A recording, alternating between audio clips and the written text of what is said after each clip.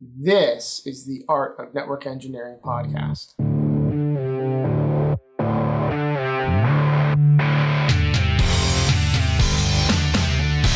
this podcast, we'll explore tools, technologies, and talented people.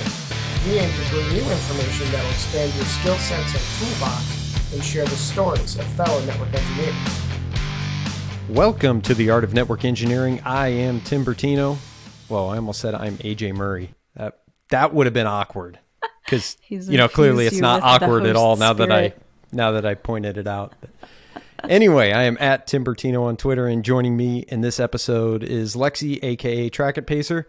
What's happening, Lexie? Howdy. Just winding down from a day of work. Nothing too crazy this week, luckily, I guess. How about you, Tim? What's been going on? Nothing, kind of like you, nothing too crazy. I appreciate you. Lexie actually jumped on a little bit earlier in this session because I've got a maintenance window tonight, doing just some code upgrades, but with where it's at, I want to go in for it just in case. You just never know. We've had the scary stories episode and all of the oh shit moments, so I've learned to not trust anything. Never assume a maintenance will ever be simple. Then you will not be disappointed when it isn't. Yeah. Or wait, yeah. Then you'll be happy. You'll be extra happy when it is simple. Yes. Mm-hmm. I am a professional now at setting the bar very low. Set those expectations. That's the name of the game. Especially when, anything to do with maintenance or break fix. That's the name of the game. So I don't know if I'm just hypersensitive to this now that since you started working at Blue, but I seem to notice a lot more like rocket launches in the news and that kind of stuff now. So I don't know if like NASA's ramping things up. I saw they had something recently and Blue and some of the others, but... Well, Blue had a launch not too long ago now, but NASA is like the big news right now because they just launched Artemis SLS, which is a huge achievement. It's a rocket that's had a lot of delays, but it's going to take humanity back to the moon. I think we're going to deliver the first female astronaut to the moon, which is insane. And I think maybe the first person or woman of color, maybe. Okay. Like a lot of firsts with this, and it took a lot of effort. And I'm like, I admire NASA so much. And the launch was yesterday, the day before. It was at midnight recently. Okay. And actually, pretty funny story about that. They had supposedly, this is just hearsay / news reporters, so who knows, but they had an Ethernet switch or some kind of little switch die on the rocket just before the launch. So I saw you put that on Twitter, and I knew there was more context there. Rest in peace. Yeah, apparently they had. Now, I don't know if that is actually, people were calling it an Ethernet switch, which is, I don't know how... I don't know how like they're trying to be specific and like make sure people know it's like a network switch, I think is maybe what they meant by that. Sure. Because like an Ethernet switch isn't exactly a thing, I don't think, right? Like it's not really an Ethernet switch. It just knows how to work with Ethernet. You and I have talked. So... We've talked about the different terminology and how people use it. And I personally, I think it's probably just... people may think it's a fancy way of saying it's just a layer 2 switch. I don't know. Yeah. But, it's just funny because like people were like speculating on NASA's like network on the rocket because of that, which is always fun to do, right? Like how are they doing space network stuff? But I don't know if like Ethernet switch is actually like what it was or like what kind is a network switch of some kind. Yeah. Like was it layer 2? Was it layer 3? We don't know. But it's funny. But A1 fans, I need to encourage you to check out our YouTube channel for this episode because seeing the genuine excitement in Lexie's face when she was talking about that NASA launch, you don't see that genuine level of excitement when people are talking about my hands their field. and... Yeah. So check that out. It's just really exciting on a lot of levels, right? Because space is cool. It is my field, and also like the funny part of the Ethernet switch, and then like, you know, we're delivering like the first woman to the moon, and that's really, really exciting. And just humanity going back to the moon. I get all teary-eyed when we talk about moving humanity forward and getting us out into space. So it is exciting. Yeah. On that note, let's talk about other stuff. So jumping right into it this week. So in episode 61, we talked through some different options around home labs. And Lexie had the idea to take that a step further in this episode and talk about how can you translate the quote home lab to a work environment? How would you use a lab at work? What are the components? What are some of the different scenarios? So I guess I'll kind of kick it off right there at a high level.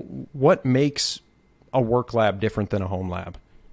Well, if you're asking me, the work lab is physically a lot bigger, probably, in a lot of circumstances. Well, maybe that... okay. I'll just say that's the difference between my work lab and home lab. Sure. I don't know. Maybe some people have like 48U racks in their home. I don't know how. Well, Taylor, if Taylor's watching this, AJ's buddy Taylor, he's had some pretty hefty gear at his home. Okay, that's fair. But I agree with you. I think that, you know, a company's budget, hopefully they budget to help their engineers plan things out and test things out in a lab environment. You would hope a company's budget for labs is going to be greater and give you more opportunities than you have to pour into it at home. Hopefully you're working with a higher budget for sure there. But I do think some of the similar opportunities and challenges apply. I think there are options for both hardware or virtualization in a work lab. And one of the things that I wanted to highlight is I do think there are some things that you really need to do justice with physical gear. I always talk a lot about Cisco because that's the most that I know, but there are certain technologies, and I'll call one out, is their on their Catalyst side, their multi-chassis ether channel, either virtual switching system or Stackwise virtual. To me, unless there's been changes, leaps and bounds since I've really messed with it, some of those are really specific to hardware, and you really need the separate gear to be able to test that kind of stuff out in. But I do still think that there's a lot of benefits to virtualization. And one of the biggest use cases that I have for doing labs, especially in a virtualized environment at work, is planning out and testing maintenance windows. Up until like the last couple of years, we would get, me personally, I would get everything out on paper or, you know, digitally and go step by step and cross fingers and hope for the best. But in the last couple of years, we built out an EVE-NG environment and really been able to get virtualized switching in there to test things out. Now, that's of so course, smart. I mean, you're not going to get like for like. I did have some labs where I was planning out like an internet failover. We have multi-home BGP that I was testing out, and you learn things in that lab environment that you're very thankful that you learned them in the lab environment and not in production when you're trying to do this maintenance window. So now, granted, I broke some rules. I didn't do exact like for like. We had some different models of Switch OS in there, and I kind of stuck to one, but I was really testing high-level routing protocol failover and that kind of thing. So I wasn't too concerned about the intricacies between different hardware platforms, but you're able to build those maintenance window plans really based off of that lab, and you can see the results, and you can even put into your plan what the expected results are. And it's such a confidence boost to be able to just go down step by step, compare your results in production to what you saw in the lab. And it's good for you to learn, it's good for you to practice, and it's good for the business because it's usually going to go smoother. So I would say that's the biggest use case. What's one of your biggest use cases? Well, that's such a fantastic, like, I wish I had in past jobs where I had to do big maintenances, like, I really wish we had had a virtual, any kind of lab to practice on, even virtual or not. Because when I was brand new, working break fix in a knock, and like we had to fix things on the fly sometimes, but they were part of sort of these standard sort of change processes that we knew about. We just like had to do them on the fly. I was very, very, very nervous for a long time. It took me a long time to like stop being nervous, like really nervous on maintenance windows and stuff like that. So if I had had a lab to practice in prior to that, like it would have been, like you said, such a confidence booster. Like even if it's not one for one exactly what happens, lab to actual maintenance, it still gives you the practice of issuing the commands and looking for at least the basic symptoms of certain things, you know, like that's brilliant. I wish I had had that in past jobs. It was a game changer. Like I get like super nervous when I'm doing maintenance windows. It's going to take things down. Even if I know what it's going to take down, if I don't have a good feel, I haven't tried it, I haven't tested it, it's nerve-wracking. And those are the situations where you want to be at your best, you want to be focused. And if you're not really sure or even somewhat close to sure of what's going to happen, if something goes wrong, you're going to be, at least me, I get flustered. It's easy to get off track. And again, just having that step-by-step plan that you've been able to build from a lab environment, it just adds to that confidence, and things just seem to go a lot smoother. A lot of people are doing maintenance windows, you know, at night, late for them, right? Like kind of like, I mean, it's not super, super late, I guess, for you, Tim, but it's still kind of late in the evening. And like, if you're tired and you're doing a maintenance window at like 11 p.m. or to 2 a.m. or something like that, it can get, you know, you're not probably at 100%, even if you've tried to prepare for that. Right. So if you've practiced it before in a lab environment, you know, that really probably helps with that too. You're less likely to make a mistake when you're tired if you've practiced it before. So that's awesome. Definitely. So I haven't had a lab at work until I started at Blue, and I'm very, very grateful for the lab. Partly because I basically built it from the ground up, and so I know how it works and how it should work, and you know all the intricacies of it. But now you said you built it from the ground up. Was that something that they already had there, or they had the materials and you had to build it up, or did you have to push for this and say, hey, I want to do this thing? A little bit of column A, a little bit of column B. I didn't have to push to like get the project. It was already in existence, but it was this teeny tiny little rack, and barely, you know, stuff really didn't fit very well in there, and it was like a rat's nest of cables. Someone before me they weren't like a network person. It was just somebody from elsewhere who had just like briefly been charged with like at least getting it sort of working in the meantime before they like hired for my position. And so this person, you know, I think he did his best, but ultimately like it was not working properly. It was in a tiny little rack that didn't, you know, things were all crowded and cables were everywhere. It was like those horror photos you see, like data center nightmares. So it was a huge, so when my first job in networking, like I never touched hardware. Like I've consoled into plenty of switches and things like that and done simple things. But when I worked there, 100% of my time was spent just like directing other people to do the hardware work that I needed them to do, plugging stuff in, switching out line cards, switching out SFPs, things like that. So I'd never done it myself, and I definitely never built a rack. So I learned a lot building that thing. So it did technically exist, but I ended up swapping out most of the hardware and redoing it and reconfiguring everything. So I did sort of have like a little bit of a template to go on, but I still say I built it mostly from the ground up because almost all the hardware in it is new now.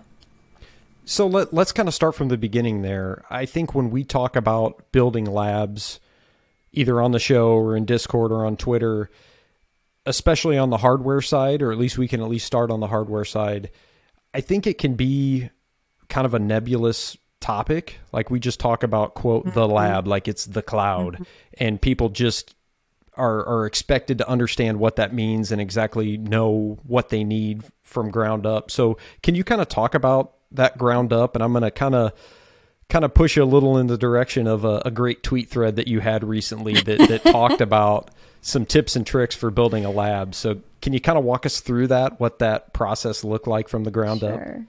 So I'll try not to go too at length because I could talk for a very long time about this. Honestly, it was an extensive process. The first thing I'll say is I didn't build this overnight. I came on board and I had no idea what I was doing. And I didn't know the protocols that we were using in there, which I'll just preface this ahead of time. I can't talk specifics about the Rocket Network, but I can talk a lot about troubleshooting methods and some of the protocols and things that I use, the methods that I use in this lab, because they don't have anything to do with the Rocket Network that I'm working on, just before anyone asks. This has nothing to do with the Rocket Network. But it's okay, Andy's not here. Yeah, Andy's not here to like bother me too much about it. But yeah, I first came on board, didn't know what I was doing, so I had to learn a lot about what the purpose of the lab even was. And it turns out there are a few different purposes for it. Part of it has to do with making sure I know what I'm doing on the Rocket Network, but another part of it is just like allowing me to test certain things out, test out certain proprietary hardware that we've got, and basically grow as a network engineer. My team is pretty small, the network team that I'm on, specifically in my business unit. And so a portion of my teammates are actually remote. I am the person who's mainly in the office, local, and goes in and can physically be there in the lab. So I think of it mostly as my lab. It's our lab, but because I'm there all the time working with it, it's really like my baby. You got the keys to the kingdom. Yeah. They have to ask your permission to get something out of the lab. Not permission, but I definitely, there's parts of it where I definitely have to be present. It is not all remotely accessible by any means. But yeah, I didn't build it overnight. It took a very long time. It's still actually in progress. It's just like, I'd say it's like 85, 90% done, and we're just waiting on some other stuff that's out of my control at this point to fill it out. But, yeah, it's done as far as what, the major stuff. And so I wrote that thread about it because it took me, I started at Blue almost a year ago, 11 months ago now. And, when I guess February would have been when I started. So however long, February to now, it's been like 8-9 months of work on this thing. And I'd say like 6 months of that was a lot of effort where I was just like every day in there figuring things out. And it's taken me so long, partly because, lab building just takes that long. And also because I had no clue what I was doing. I made a lot of mistakes and I learned from them, but I made a ton of mistakes. And so I was going back over what I'd already done like all 3 days prior and had to start over, right, to do it the right way. So that was a lot of fun. But building a lab from the ground up at work when you've got bigger hardware, more complicated hardware, and maybe protocols that people want you to use but you're not familiar with is a big challenge, or was for me. I guess where I'd say I started with this rack was because someone else had actually tried to build it before me. I couldn't communicate with this person about what was going through their head when they built it, but they did leave behind like an Excel spreadsheet where they had actually, nice for me, they had documented where the physical cables were connected. We're using tap aggregation in this lab, and so he actually documented he sort of had some color coordination going on with the cables. So he had like certain color cables going into certain, like the monitor ports on the tap, and then other color cables going into like the network ports on the tap. So he had documented all of that, which was actually really helpful. And he had like documented the VLANs that he'd started assigning to things. So I started actually with an Excel spreadsheet, and I went through that spreadsheet and compared it to the rat's nest of cables and all the different things that were going on. And I corrected the spreadsheet because some of it was not totally accurate. And then from there, I actually built my own spreadsheet off of it that was a little more streamlined and had some more information in it. And I actually just started unplugging stuff and, labeling everything. And then I just tore it all apart and ordered a whole new rack, a bigger rack. So this, I think, was maybe a 22U, and I ordered a 48U. And I ordered some of the hardware to like physically install these switches and everything in there. And one of the first mistakes I made was figuring out what size cage nuts to use. I hate those things. Yeah. I was going to say, if you're not familiar with cage nuts, everybody hates them. That you don't have to use them on all racks. It's interesting. Like the 22U that I started with did not need cage nuts because it was literally just like the steel or whatever, how do I describe it? I don't actually know the technical term for it. Like the sidebars or whatever with the holes in them were just like steel with holes. So you didn't need a cage nut because a cage nut provides, I guess it sticks into like the square part of where you're going to mount things, and then it has a hole in it that you can then screw things into. Am I explaining that okay, Tim? No, you are. I don't know if this is the industry standard, if there is such a thing for the different racks, but what I've seen, and I'm not sure if it's just Panduit or some of the others, but I've seen them called where you have the square holes where you need cage nuts for to use screws. I've seen those referred to as server racks, and I've seen the ones that have the threaded rails that Eric mentioned in the chat here. I've seen those called network racks. I don't know if that's an industry thing, but I've seen that. Interesting. Okay. Unless I dreamt that, I'm just completely making that up. But we needed Jordan in the chat. He used to work at Panduit. He could have helped me out. But you mentioned something there that I think is really interesting, because it's not the first thing that I think of in a lab environment. I know it's incredibly important in production, but you mentioned that you started taking notes. You started making documentation. How important do you think that is in especially a physical lab environment? So important. I can't overstate it. It's so incredibly important. Documentation is always important. I'll never let that go. I hate when there's no documentation for stuff. You might think it's too trivial, but it is not too trivial, especially if there's a chance that someone will be in your role after you. I know we all hate to think of that when we're in our roles, but like, oh my God, please do the next person a favor out of the goodness of your heart and just document. Even the guy that I followed, who was not a network person and probably wasn't very happy with having to do rack stuff, like he still documented in that spreadsheet, and that was extremely helpful for me because I did not know what tap aggregation was supposed to do in the beginning. So when you talk about documentation of the physical lab, is it really just layer? I don't want to say just, but is it really just layer one, or are you talking documentation of the 1 through 3? 1 through 3. Okay. 1 through 3. And by that, I mean, physical cable. Now I'll say this, it will vary based on, your use case. Maybe you really, I can't imagine the situation, but it's possible that you wouldn't necessarily have to document all of the layer 1 stuff, for example, or layer 2 things, but like, I still think it's important, right? So I'll just say that I documented 1 through 3, and by that I mean where every physical cable is connected to every single VLAN. So I'll get into tap aggregation later a little bit, but like tap aggregation, it uses basically 802.1q like tagging. So it's VLAN tags. It's not actually technically VLANs, but it's still basically VLAN tagging. So documented like the VLANs for each individual connection, documented like with tap aggregation, you have tap and tool ports, and the tool port is the one that aggregates everything and sends it out, basically a trunk to your capture PC. So documented the VLANs allowed on those trunks and where they were and physically what capture PC they connected to. So that's like, I guess, layer 1, layer 2 technically. And then layer 3, I documented every single device, what the hardware was. So like Arista 7150S or whatever. And like it's on this, image, and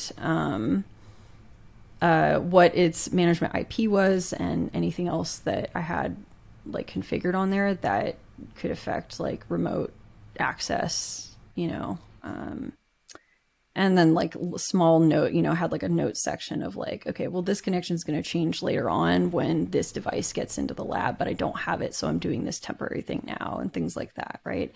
It was like my Bible, basically, when I was in that lab working on things. Like I had that open all the time and I was always changing it. Was anybody else looking at it? No, just me. But it was still a good habit to get into because, I'd go away for the weekend and like I needed to remember what I was doing. And you like to think you can remember everything you were doing on Friday, on Monday, but no, you can't. Or at least I can't, So I always left little notes for myself of like where I left off, what I was planning to do next and didn't have time to do, what wasn't working that I didn't have time to fix or look into, things like that. Color coding also very helpful. I think that's really interesting.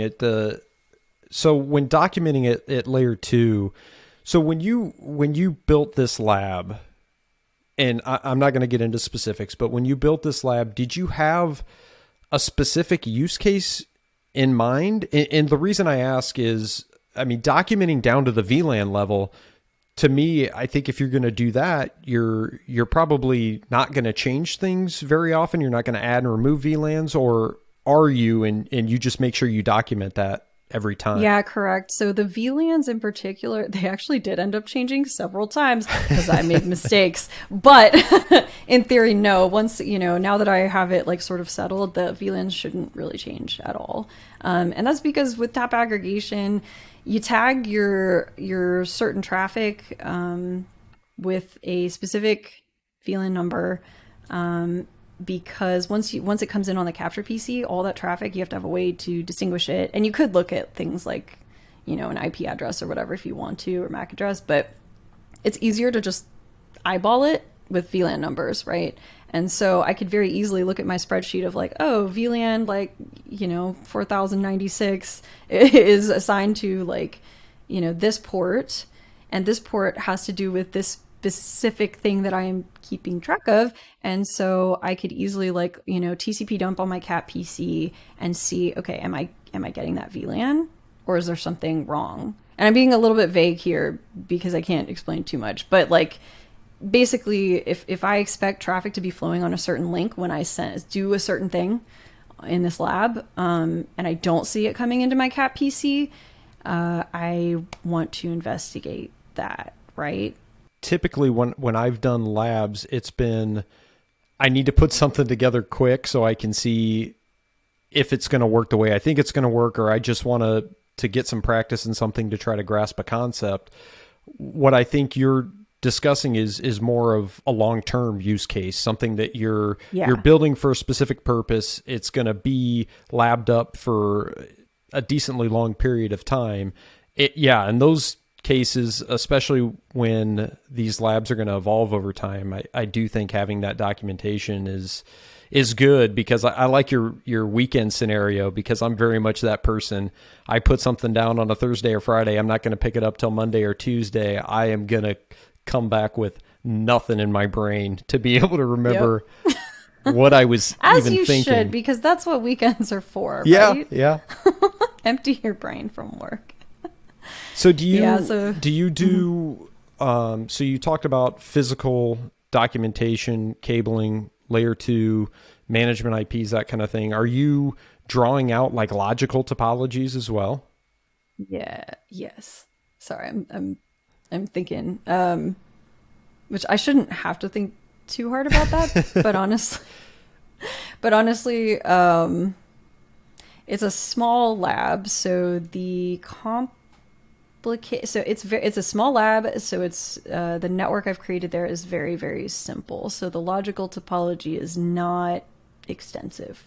So mostly for me, in my use case at the moment, it's just mostly documenting like the IP addresses and MAC addresses of things, and like that is basically it. But if I had like,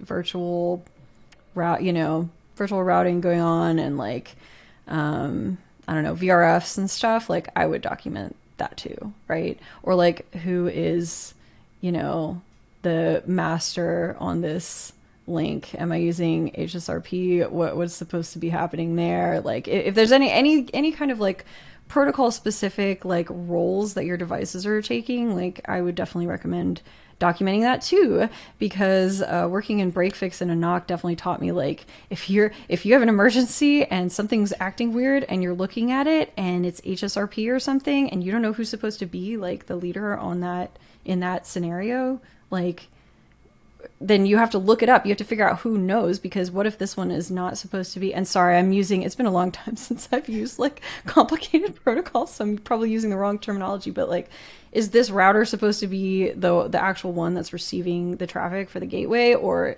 is it the other one? Because right now I'm seeing this one receive some of it and it's not, the other one is, like if you're in a failure scenario, you want to know exactly what everything is supposed to be in that moment in time, assuming that it's not supposed to change dynamically.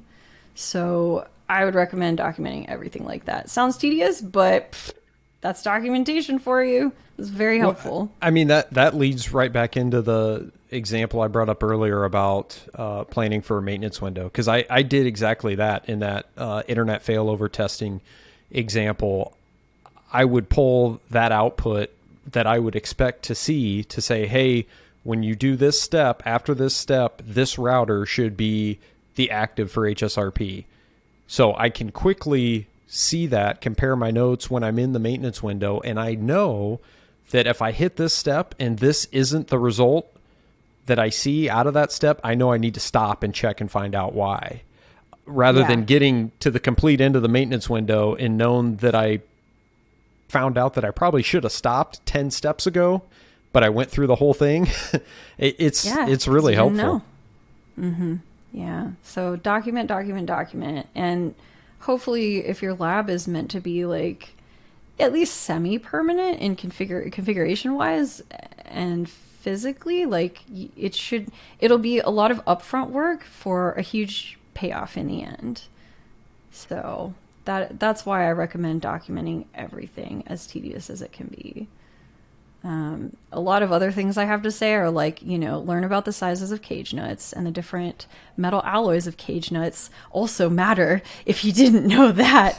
So, some of them go into the square holes much, much easier, and then fall out of them much easier too if you have a certain metal alloy. If you have steel cage nuts, it's a lot harder to get them in, but easier to work with. There's all sorts of like physical, just like ground up things that before you even get to like documenting your protocols or anything, like, which switch, get a label maker, right? Like we're talking about documentation, also get a label maker and label your port, label your links. That's also tedious as hell. You're going to hate that, because I hated that so much. I labeled every single end of every single link. So every cable got 2 labels, right? It's good, especially because it's going to a tap. So I had to like, every tap had like 4 labeled little cables, and it looks a mess, but like you got to do it, right? Yeah, you've talked about a couple times how you use the lab to not only prove the concept that you're trying to do in production, but use it as a way to practice how you as an engineer are going to behave in production. And if you practice that concept of doing the documentation and doing that labeling in the lab, you're more apt to do it in production.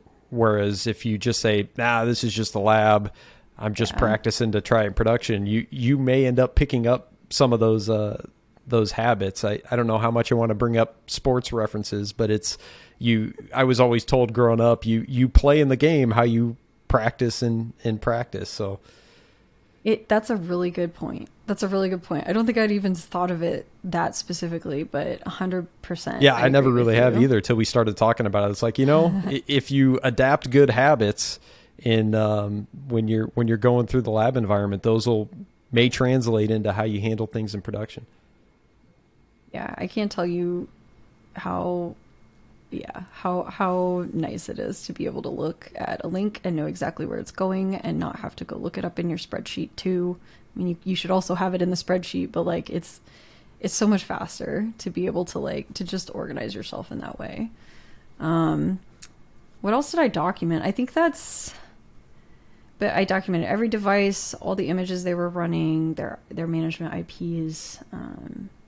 I was documenting MAC addresses at one point, and VLANs, tap aggregation, physical topology. I learned a lot about cable organization.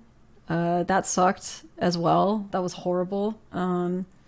I started out thinking, oh, I'm going to be real cool and like have color-coded cables. And then I couldn't make up my mind like what the colors are going to mean and like what color for which thing. And then I realized like I have a ton of cables at my disposal already, but like they're not all the perfect right lengths for everything and like the same color. So I just gave up on that, right? Which it's a lab rack, right? Like it doesn't have to be pretty. Yeah, so like at the end of the my rack day, is yeah, at the end of the day, who cares, right? Like you're the one using it. And so my rack is not like this nice, perfect, like everything is one color in a bundle thing. It's like a spaghetti mess looking colorful, like rainbow of cables, but they are all organized and they all go somewhere and they're bundled. So it's nice. But like you look at it and your eyes are like, oh my God. But that's okay, right? Like just whatever works for you organizationally, just make sure you don't have a rat's nest of cables.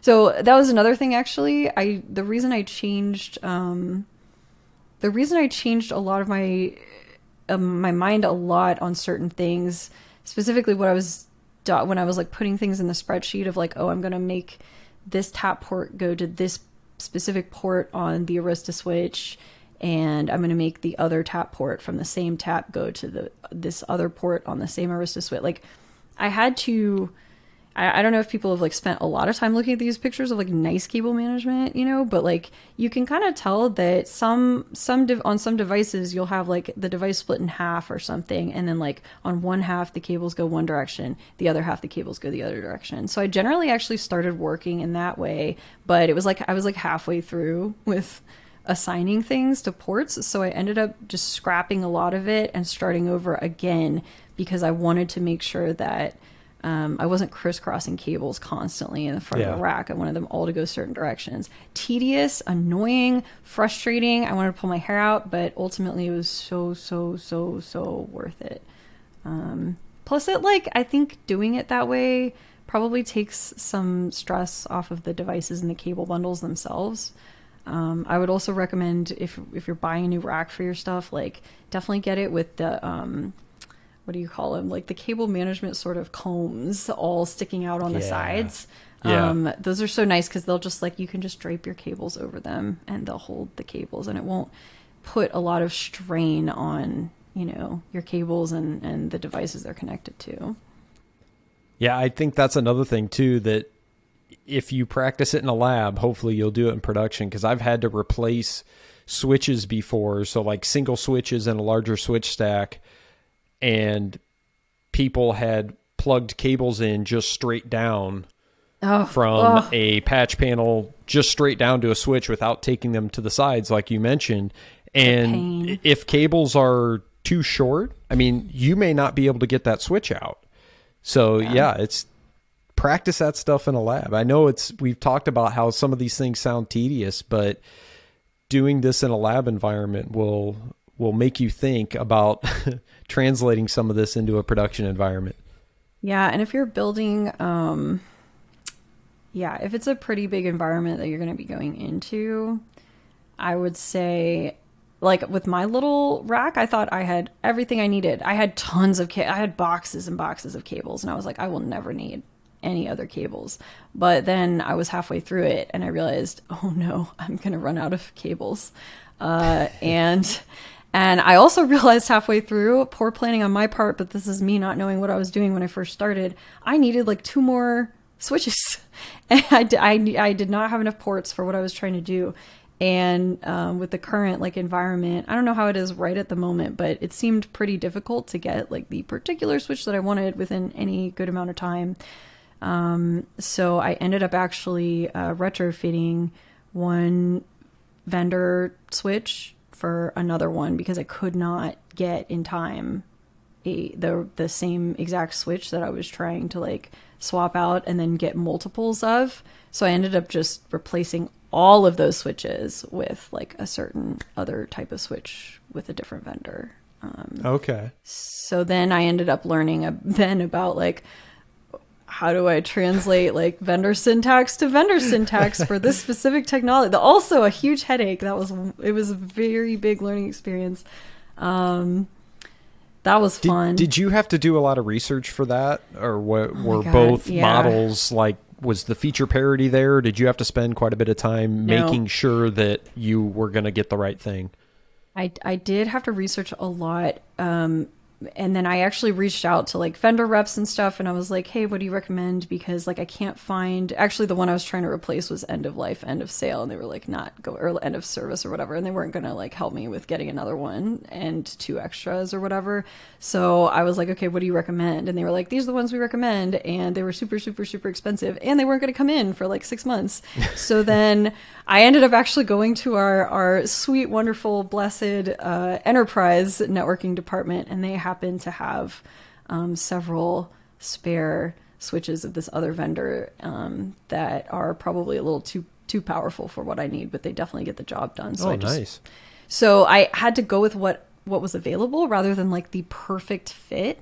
But luckily they more than made up for what that older switch needed to do. I got lucky there, but yeah, like it was, I had to look up, I actually created another spreadsheet of like, okay, here's vendor 1 syntax for the entire running config, here's vendor 1, and then I actually translated by like manually, just went through and every single line of config and the running config on the switch, I translated it to the other vendor, and then I tried it out on the other switch, the new one, and a lot of it still didn't work, even though I had done the research. So I had to do more research and I had to question mark my way through things. Yeah, it was great.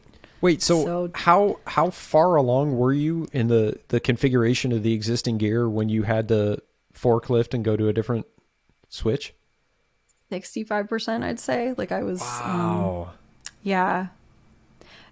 Once I figured it out, right? But it took a little bit, and also like a lot of like, please, can I have a switch? Please, do you have any extras? Please, I'm desperate. I'm just desperate. One more. Yeah. Yeah. So, but that was actually really, really wonderful because I learned a lot about vendor number 2. Which you picked up a whole nother skill set. Yeah, basically it was really cool. I learned some new things. Like I thought I knew a lot about that vendor actually from having worked on their equipment before, but I learned some new things about them in that way. So it was actually really great. Yeah. Sorry, I'm rambling a lot. I have so much to say. I do want to take something, since you're talking about a pretty significant physical lab, I want to take something below layer 1. I think it's can be easy for us as network engineers to just kind of gloss over the need of power, and we just assume that power is a utility, it's going to be there. Do you have any advice, any tips around planning for power, PDUs, power strips, any of that good stuff? Well, don't do what the person before me did, which is have 3 power strips. Sorry. I'm trying not to be too mean, but it was Were they kind plugged of funny, into like, each other? Yeah. Because I guess it's okay, brother. I've been there. I'm sorry, man. You did your best. Yeah, he had 3 power strips. One of them was a managed PDU, but it was real small. So he had it plugged into another one that had the other devices plugged into it.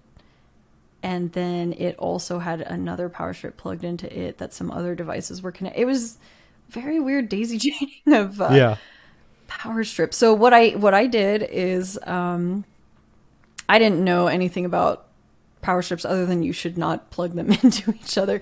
So I actually I was lucky enough to oh, by the way, at the very beginning of all of this, I actually had to migrate everything physically to a whole other building. So that was another, like, wrap. I wrapped it in saran wrap as a side note, or whatever, like big plastic wrap. I just wrapped everything really tight in plastic wrap and prayed, and it got there okay. But anyway, where I ended up like building most of this was in like a larger lab environment and for like another thing. And the lab techs that were there, I ended up asking them like, hey, I need a big power strip. And they happened to have one that actually mounts into a rack, and you can just like get zip ties or whatever, but it's got like holes in it, and it's like, I don't know, 20 ports or something. It's really big.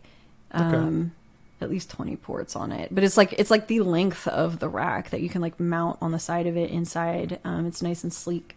So I got one of those, and I left the managed PDU in there because that was important for some other reasons, but I did not plug that in. I plugged that into the ground instead of the other power strips. And then obviously that other big power strip is now providing power for everything else in there. And that worked fine. So what I would say is just try your best to figure out how many devices, roughly at least, that you're going to want, and then add like 5 or 10 more onto that, and then like plan power for those.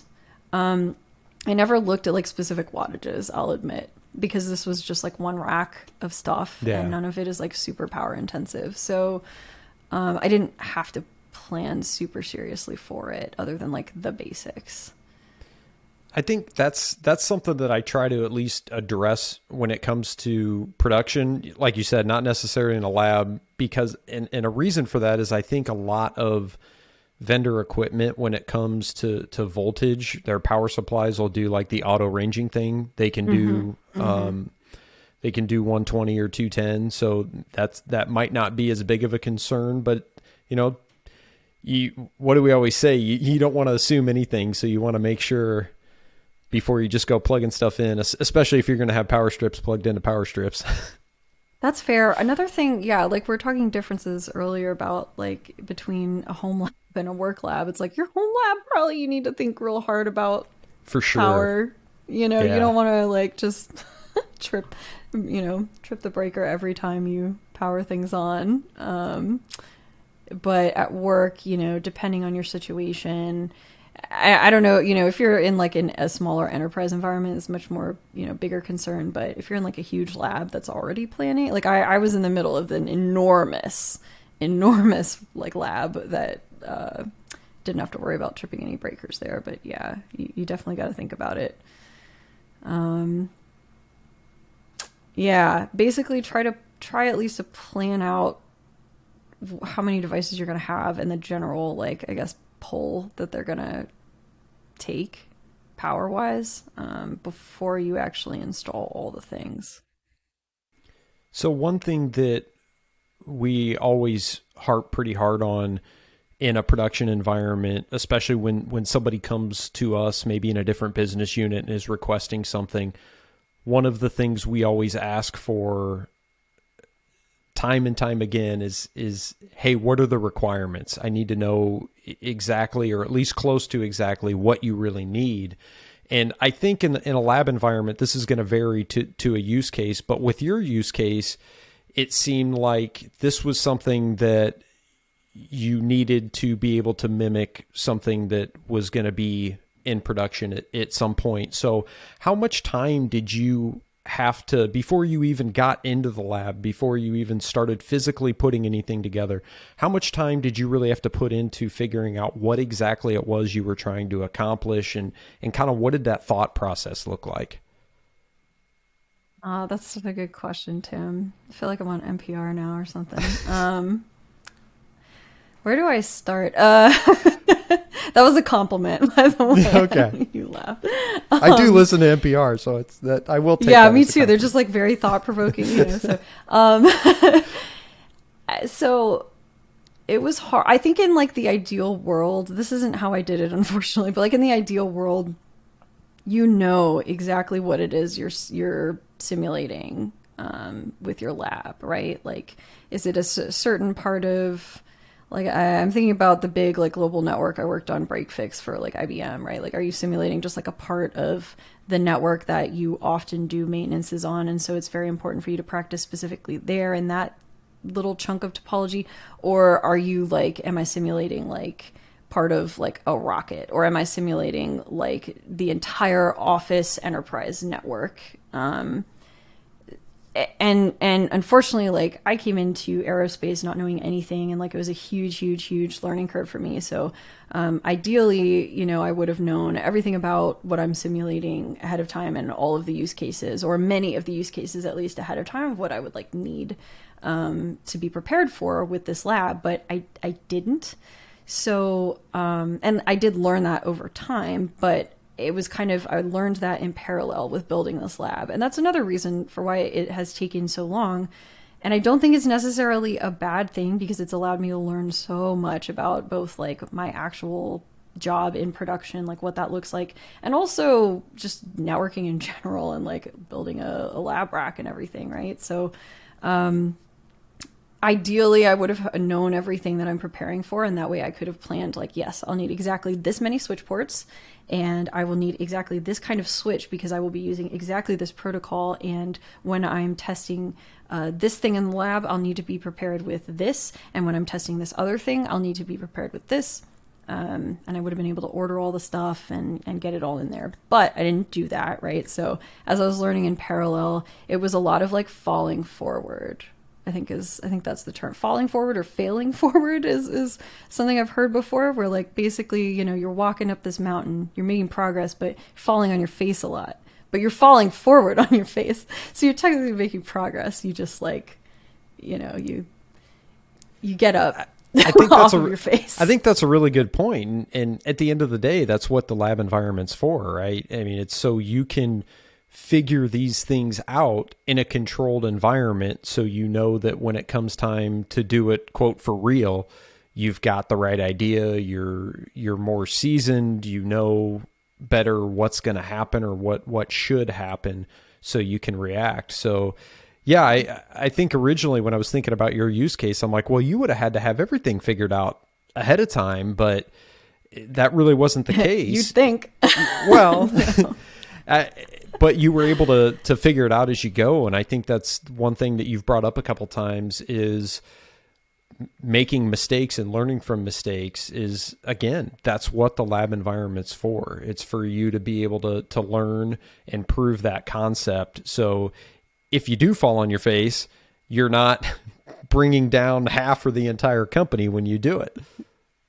Yep. And, you know, one of the great things about working at a company doing some pretty innovative things is, like, you know, you kind of have to roll with the punches, and that's pretty cool, because while I'm learning in parallel and I'm building this lab that allows me to do that, other people are also learning and bringing things to me, and I can actually, you know, I've been able to expand the lab over time to make room for some tests that are pretty important to the overall, you know, mission and what I'm doing, and that's been so exciting to be able to do that on the fly. Yeah, it's really been a great learning experience. So, you know, when we're talking, but this doesn't just apply to like rocket networks, right? Or like my job. It's definitely something I think every network engineer at some point should have to do, even if it's just like a little lab. That's why a lot of us have home labs, right? Right. I do think it's pretty cool what you're doing as far as making it look. I mean, to me, I'm trying to picture what you're doing in my head, and to me, I'm seeing this rack of gear that's been well thought out. It's been well designed. It's been well cabled, so that you bring, you know, you could bring, it's kind of a recruiting tool in my head, is Blue could bring in other people, other prospective network engineers, and they can see this and see how cool it is. And you're really kind of, you're setting that precedent for what that work can really look like. I think that's really cool. Oh, that's so kind of you to say. Give me a lot of credit there. So I'll take it. All right, I'm going to put you on the spot for a big question here. Uh-oh, okay. In your role specifically, do you think you could do that role effectively if you didn't have this lab set up? No. Okay. No, that's a solid no. If I didn't have this lab set up, and if someone else had done the setup for me, I would not be nearly as effective in my job. I can't go into specifics as I've said, but like there's a lot of trying new things, trial and error, testing stuff out, experimenting a bit. I went through sort of like a phase where I was obsessed with like the O-scope and like our fast link pulses, like through the, through the Ethernet cable, like all sorts of things like that. And this lab has allowed me to branch out like that, because even if it's not like mission critical or even has anything to do with the rocket network, I have this lab that lets me grow as an engineer, because I can ask those deep questions if I want to, and then I can go and do whatever experiments I want on it, and that way I grow and I become a better engineer, and I can do my job more effectively. And then more directly, I can, people can bring things to me and ask, hey, I have this question about the network. Will it work this way? And I can say, usually I have no idea. And so I just say like, I don't know, but I can test it in the lab. Let me get back to you. And I can do that. And it's so great to be able to like, I don't know how to. I love that. You don't have to guess. Yeah. You don't have to guess. I can just go find out. Mm-hmm. Yeah, exactly. The beauty of labs. Well, we're getting kind of towards the end of the hour here. Is there any other insight, any other advice you can give to somebody that may have a specific use case to put a lab together? You're going to fail a lot, so just like, it's okay. I guess like unless you're experienced and you've done it before, you're going to get so frustrated, and there will be so many tedious things about it. But they're all ultimately worth it. Even if you end up redoing the tedious thing you just did, you're still, I know this is sort of cliche sounding, but when it comes to building a lab rack or building a thing, really engineering a thing, even steps backwards allow you to take the next steps faster, if that makes sense. No, it does. Always, okay. Yeah, you're just always learning something from it, even if you just like assigned a billion VLANs to things and then you realize, shit, I was one number off for all of them. Like it's still a learning experience. Not everything in life where there's a mistake and you have to redo it is a great learning experience, but like when it comes to engineering or like this kind of stuff, it is, I promise. So just don't get discouraged and hang in there. And if you don't know something, Google is your friend when it comes to building a rack. For sure. As in many scenarios, Google is your friend. Yeah, that's many tech workers' motto, I suppose. I think one of my key takeaways from this episode is that, lab environments aren't just for learning to pass a certification exam or putting in that lab time so you can pass that test.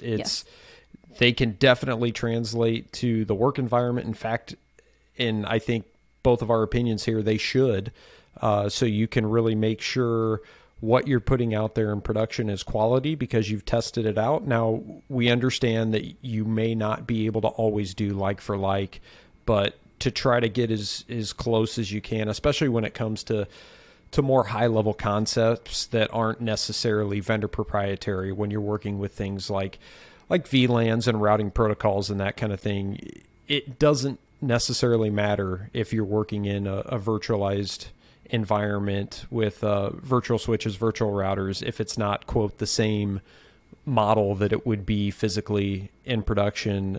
Still try it out, still work through that documentation, use it as a tool to build those maintenance window step-by-step documents. It works. I've done it. That's so smart. I can't get over how smart that is. Every company that has like maintenance on their network should always have their network engineers practice. I think back to a couple of the pretty big changes that I've had to do in my environment that I was able to leverage that lab environment before to make sure I had the configuration right, to make sure I knew what outputs I should expect. I can't imagine trying to do those maintenance windows essentially going blind. I mean, you can have the configurations that you think you need. You can have it all drawn out, but if you haven't practiced it, also, if you practice it, you're going to catch any typos because you can copy and paste from your lab environment. But it's just going through that multiple times will bring that stress level down when it comes to actually do the thing in production. So yeah, I highly recommend that. I think that's one of the biggest use cases I can come up with for doing labs in a production work environment. I shouldn't say production, in a work environment. Yeah. I want to, y'all, whoever hears this, like, tweet at us or whatnot and give us if you have any other use cases. Oh, for sure. When we post this, definitely comment and let us know, because, we talked about this a little bit, beforehand and had our own sort of experiences, but I think there's probably, there's definitely more out there that we could all learn from that Tim and I maybe just haven't thought of today. So I'd be interested to hear what y'all have to say. Definitely. And that's a great segue. Time for me to put my AJ voice back on because I practiced that earlier. You can tweet at us at artofneteng. We are online, artofnetworkengineering.com. YouTube. Hopefully you're watching this on YouTube so you could see how excited Lexie got when we were talking about NASA. That was cool. And thanks for joining us for talking about labs. See y'all next time on The Art of Network Engineering.